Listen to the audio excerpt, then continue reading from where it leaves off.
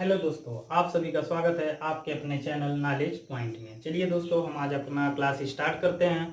तो हम लोग इसके पिछले क्लास में हम लोगों का जो लेसन था वो क्या था, एसआई और CI, simple interest on compound interest. क्या था? सिंपल इंटरेस्ट और कंपाउंड, यानी साधारण ब्याज और चक्रवृद्धि ब्याज। हम लोग पिछले क्लास में साधारण ब्याज के बारे में पढ़ लिए थे कि साधारण ब्याज जो सिंपल इंटरेस्ट होता है वो कैसे निकाला जाता है और इसमें कितने टाइप के क्वेश्चन आते हैं। आज हम लोग पढ़ते हैं कंपाउंड इंटरेस्ट और कंपाउंड इंटरेस्ट और देखते हैं कि उसमें जो होता है कितने टाइप के क्वेश्चन आ सकते हैं। तो सबसे पहले इसका फार्मूला देखें तो फार्मूला क्या होता है। फार्मूले की बात करें तो होता है चक्रवृद्धि मिश्र धन बराबर मूलधन,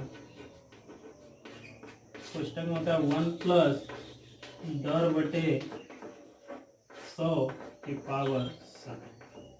ठीक, ये हमारे पास फार्मूला होता है चक्रवृद्धि ब्याज निकालने का। ठीक है, चक्रवृद्धि ब्याज निकालने का हमारे पास यही फार्मूला होता है। इसको इस तरीके से लिखते हैं, ए बराबर P into 1 plus R by 100 के पावर टी। इस तरीके से होता है। यही बात समझ में।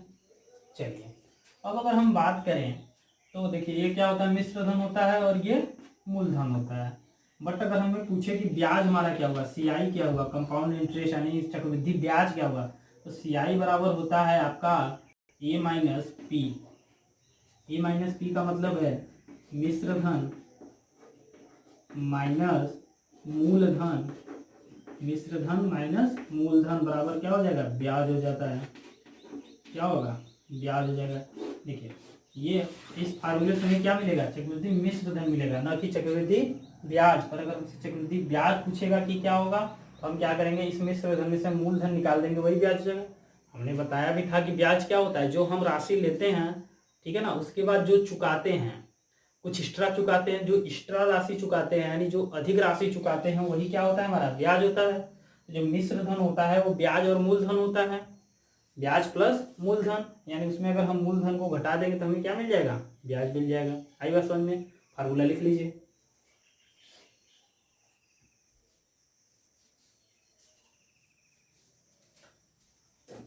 ठीक है, चलिए आगे बढ़ते हैं। हम इस पे क्वेश्चन अब देखते हैं कि क्वेश्चन हमारा क्या होता है, कैसे क्वेश्चन होता है। ठीक है,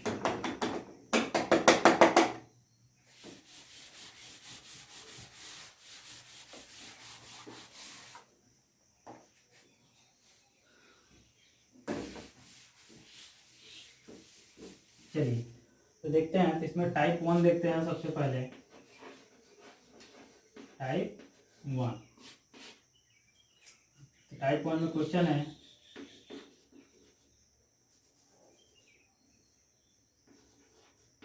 धनराशि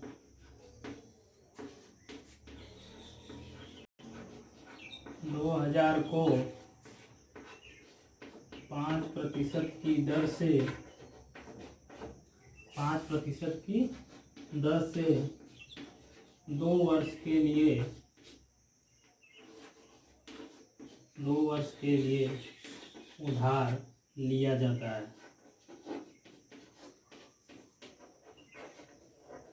2 वर्ष के लिए उधार लिया जाता है तो चक्रवृद्धि ब्याज, तो चक्रवृद्धि ब्याज की गणना कीजिए।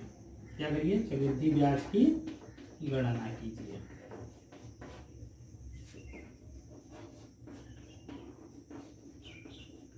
ठीक, चलिए क्वेश्चन क्या है कि जो धनराशि है 2000 रुपये है, उसको हम 5% की दर से क्या करते हैं, 2 वर्ष के लिए उधार लेते हैं। तो हमें चक्रवृद्धि ब्याज की क्या करनी है, गणना करनी है।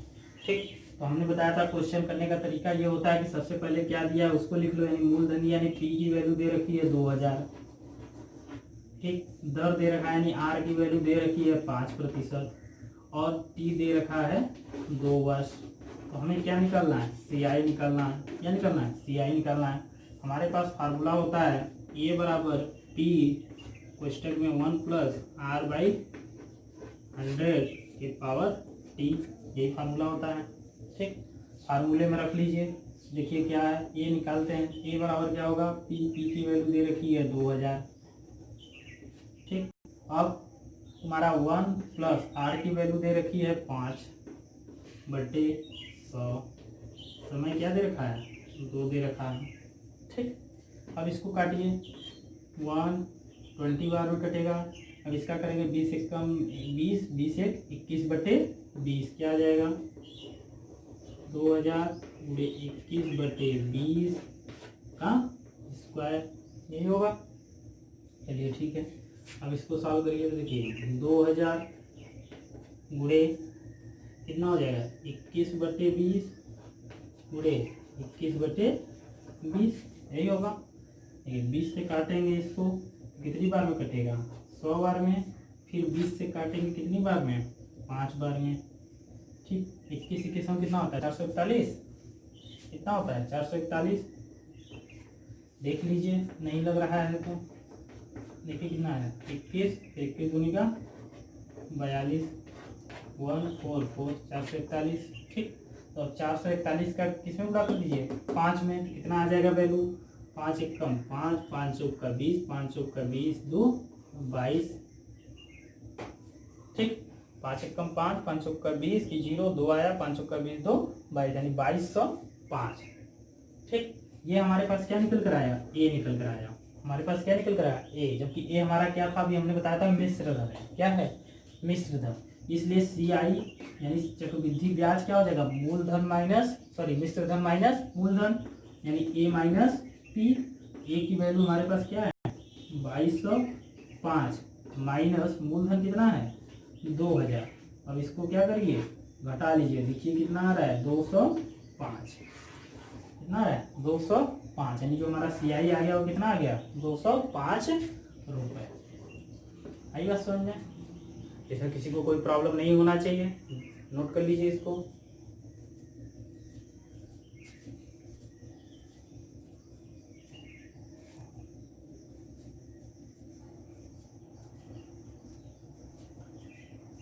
ठीक है, चलिए अगले टाइप की तरफ बढ़ते हैं।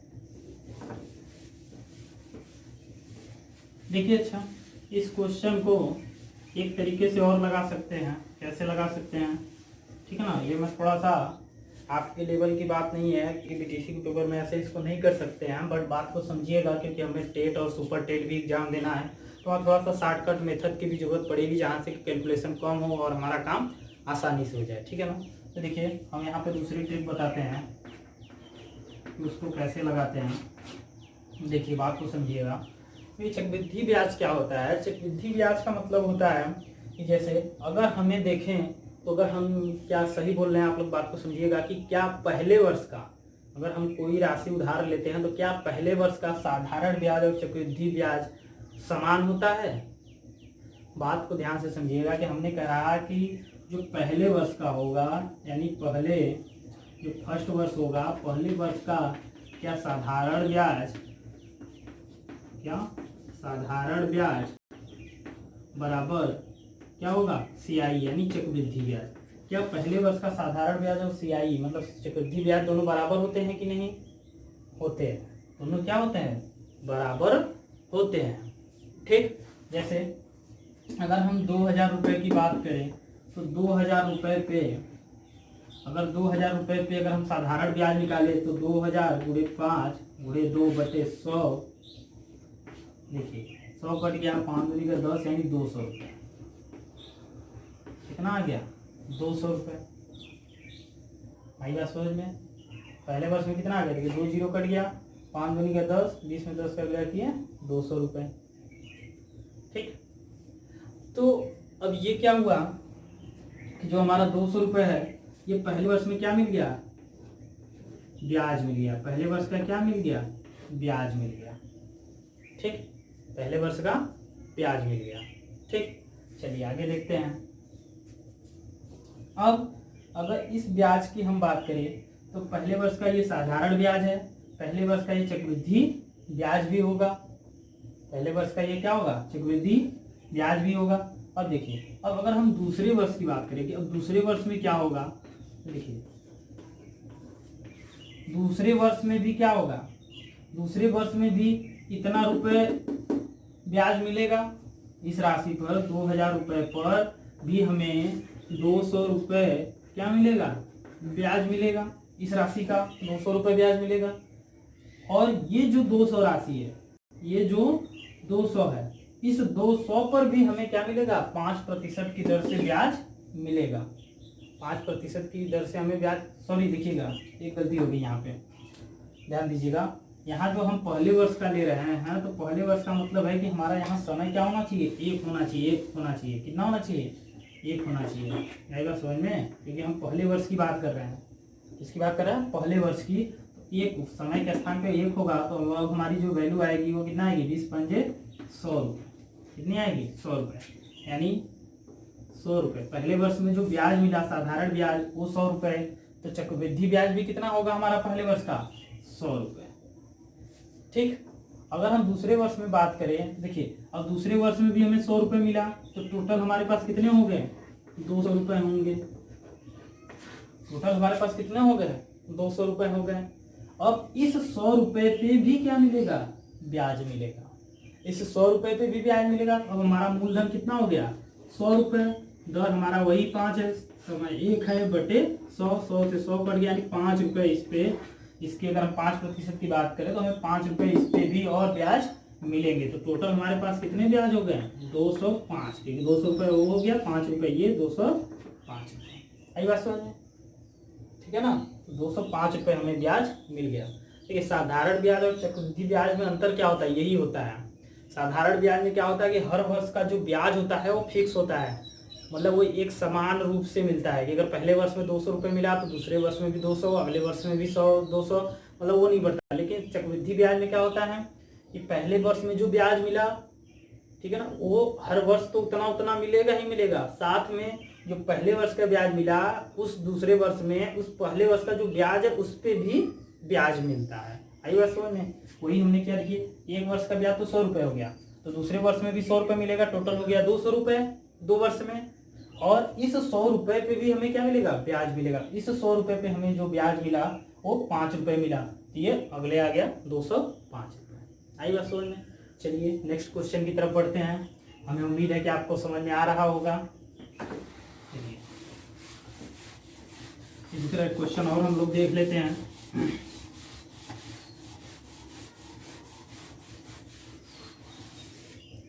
इसी तरह हम क्वेश्चन एक और देते हैं।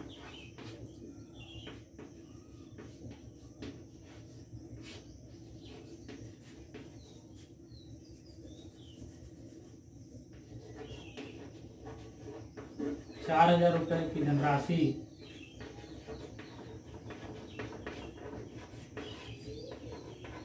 पर 20% की दर से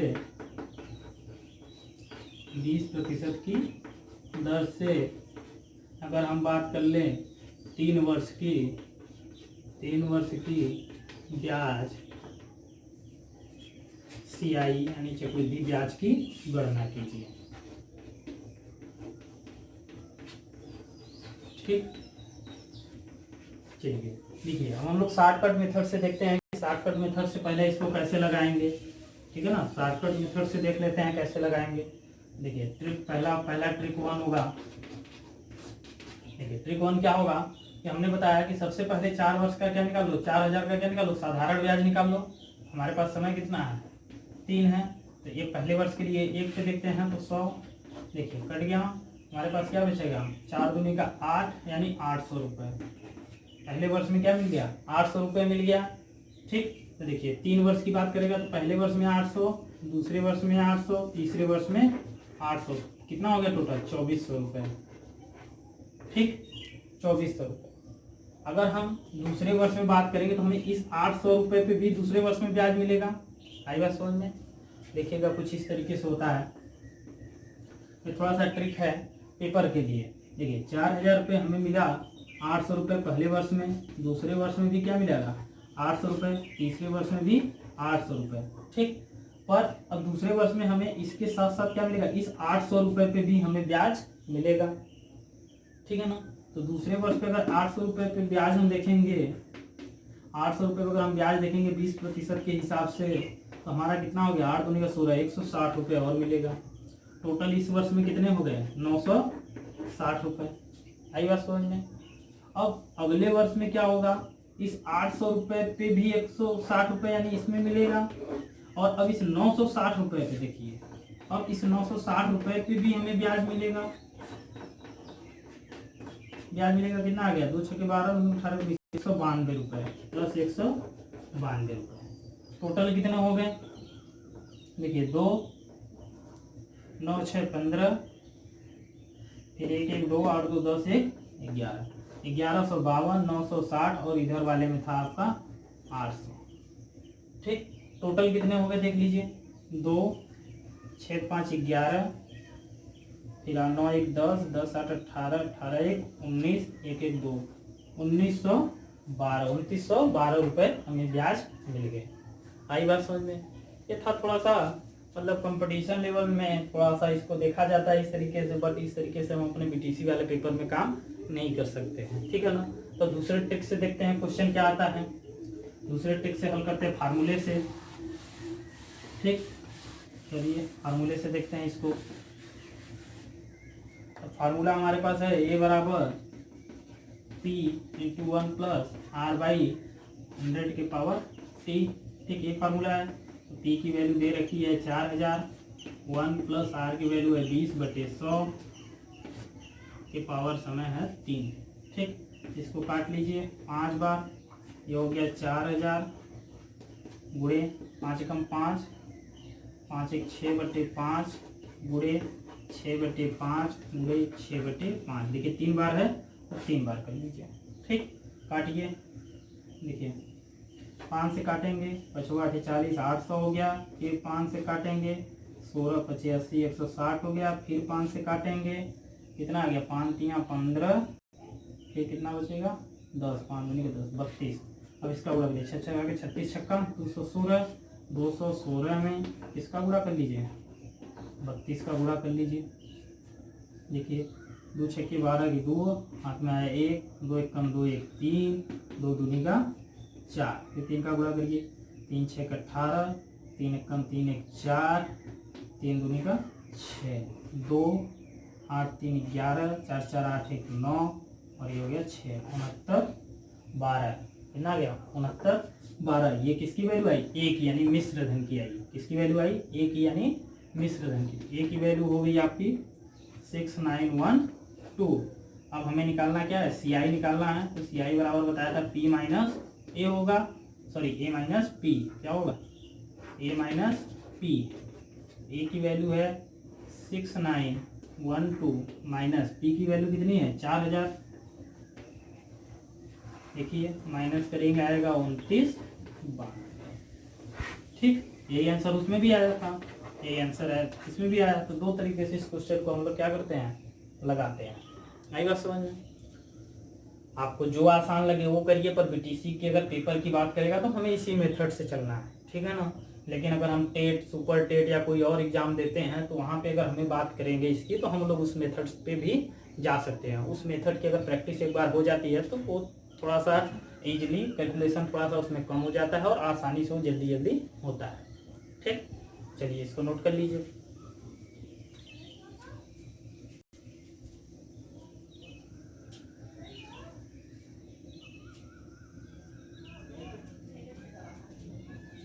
ठीक है दोस्तों, इस तरीके से हमने देखा है SI के क्वेश्चन कैसे आते हैं और CI के क्वेश्चन कैसे आते हैं। इसमें विभिन्न टाइप के और क्वेश्चन आ सकते हैं, अगले टाइप के भी आ सकते हैं, बट हम क्लास को और लंबा नहीं कर सकते हैं, इसलिए हम आपको बता दे रहे हैं कि इसमें भी कुछ भी होगा, इसमें 3 वैल्यू दी होगी और आपको 1 वैल्यू पुट करनी होगी। कभी चक्रवृद्धि मिश्र धन पूछ सकता है, कभी दर की पूछ सकता है, कभी समय पूछ सकता है। बाकी इसमें 4 वेरिएबल पार्ट हैं, तो इसमें 3 वेरिएबल का मान वो दिया होगा, किसी एक का पूछ सकता है। इस फार्मूले की मदद से हम उसको आसानी से सॉल्व कर सकते हैं। ठीक है, तो आज की क्लास के लिए हम इतना ही रखते हैं। अगर आपको वीडियो पसंद आ रहा है तो हम ज़्यादा से ज़्यादा लोगों के पास शेयर करिए, ताकि हमसे ज़्यादा से ज़्यादा लोग जुड़ सकें।